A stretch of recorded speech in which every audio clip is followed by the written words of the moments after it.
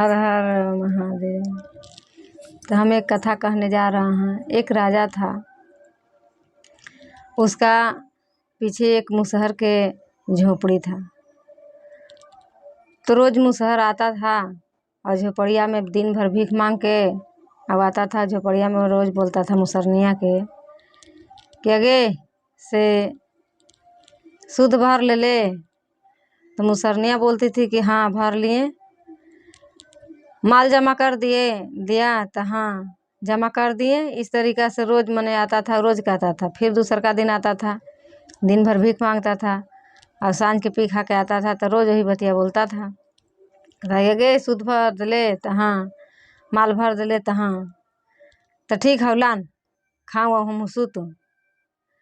इसी तरह प्रतिदिन रोज़ कहता था। एक दिन सुनत अथिया जो रजवा है से वंश आ गया, कह रहा है कि रे कितना कमाता है, मांगता है भीख और रोज़ कहता है कि सूद भर देले तो माल भर देले।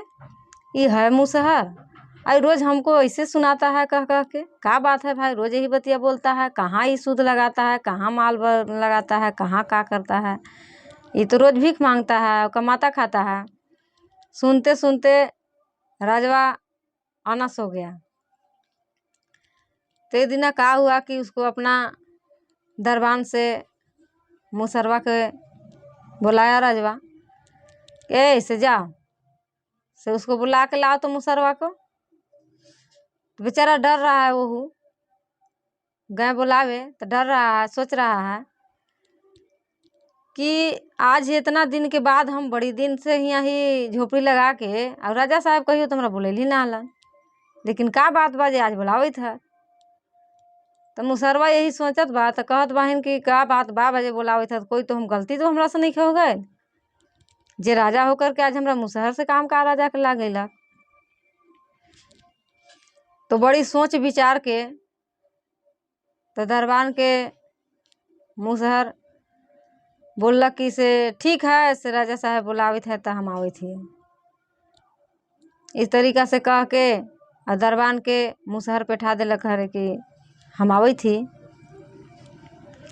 तो फिर मुसहर बड़ी सोचते विचारते राजा पास आया तो कह रहा है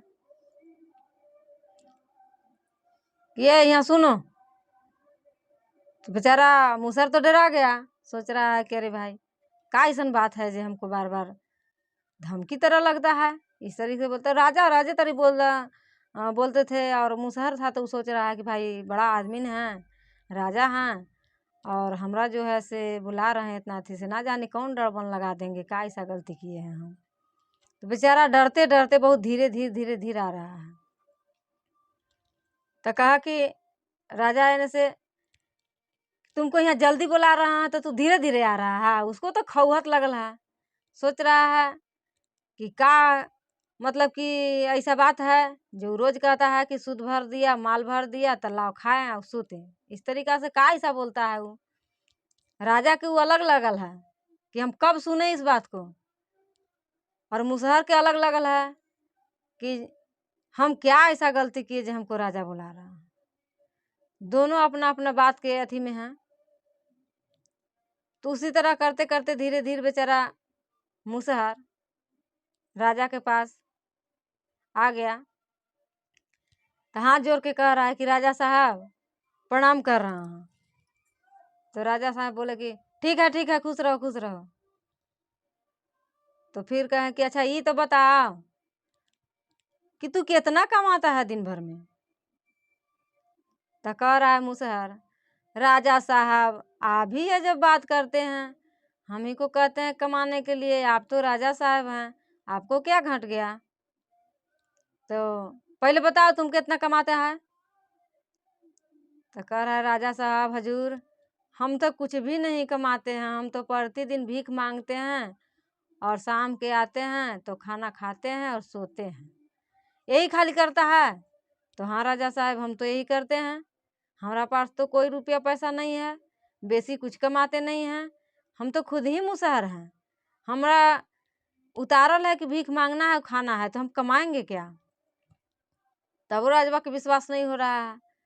कह रहा है सच सच बताओ, वरना तो बहुत बड़ा सजा देंगे तुमको। करता क्या है? ये हजूर राजा साहब हम कुछ नहीं करते हैं, हम रोज भीख मांग के खाते हैं और रोज सूते हैं। नहीं, हम तुमको सुने हैं कि तुम जो हो ना से रोज आता है और अपना परिवार के कहता है कि सूद दे दिया, तो वो कहती है कि हाँ। माल जमा कर दिया तो कहती है कि हाँ। तो राजा साहब ये तो पूरा संसार के नियम है, ये हमारा ही थोड़ी नियम है वो। तो कैसे संसार के नियम है? सोचने की चीज है कि राजा एक मुसहर से सवाल जवाब कर रहा हूँ। तो उसी तरह वो कह रहा है, तो कह रहा है कि नहीं तुम अभी भी हमसे झूठ बोल रहा है, सच सच बताओ, सही बात है। तो हाँ राजा साहब, आज तक आप नहीं जानते हैं कि शुद्ध माल क्या होता है? तो राजा कह रहा है कि हमको ये नहीं समझ में आ रहा है कि तुम कह रहा है कि हम कमाते नहीं हैं, और सूद के भी बात करता है भरने की, और माल के भी भरने की बात करता है। उसके बाद कहता है कि हमको खाना दो, हम खा के सोते हैं। तो कह रहा है कि राजा साहब ऐसा कोई बात नहीं है, हर कोई संसार में अपना सूद भरता है और माल जमा करता है।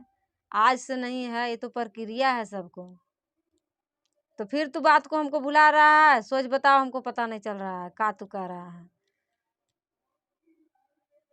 तो वो भी सोच रहा है कि यही बात पूछेला हमरा बुलाए थे राजा साहब, हम तो बहुत डर रहे थे, इसीलिए तो इतना लेट से आए आपके पास।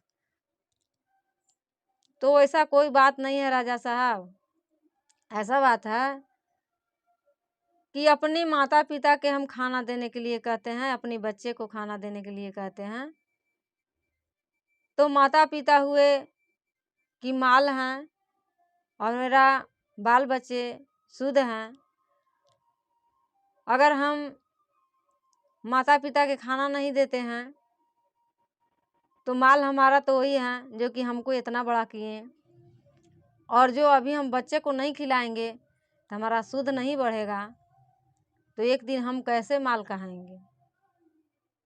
तो कह रहा है राजा साहब कि अरे वाह, मुसहर होकर कि इतना बड़ा तुम बात जानता था, आज तक ले हम इस बात को नहीं जाने। तो राजा साहब आप तो राज चलावे में रहते हैं हजूर, आप कैसे नहीं जानिएगा, लेकिन हम तो पूरा गांव घूरने में रहते हैं, भीख मांगने में रहते हैं। ज्ञान हम लोग के भी रहता है राजा साहब, लेकिन हम लोग के यही तो नियम है कि भीख मांग के खाते हैं। लेकिन बात को सब समझते हैं। तो हम रोज आते हैं पी खा करके, तो इसीलिए पत्नी से अपना पूछते हैं कि हमारा पिता के और माता के खाना दिया कि नहीं। तो समझती है कि हम माल जमा कर दिए हैं, यानी कि खाना हम दे दिए हैं, उसका कलाम होता है। और यही हम पूछते हैं कि बच्चे को खाना दी कि नहीं, तो कहती है कि हम दे दिए हैं। तो जब उस हमरा पता होता है कि हमारा बच्चा भी खा लिया, माँ बाप भी खा लिया, तब हम कहते हैं कि हमको भी खाना दो, हम भी खा के सूते। इस तरीका से जो है से हमारा यही भाषा है राजा साहब। और हम कोई कमाई नहीं करते हैं और कोई हम रुपया पैसा नहीं सूद ब्याज पर लगाते हैं।